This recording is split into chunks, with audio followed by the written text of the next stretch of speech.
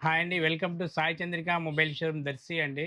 మా కస్టమర్లకు, మిత్రులకు, శ్రేయోభిలాషులకు ప్రతి ఒక్కరికి కూడా హృదయపూర్వక ధన్యవాదాలండి. సాయి చంద్రిక మొబైల్ షోరూమ్ తరపు నుంచి.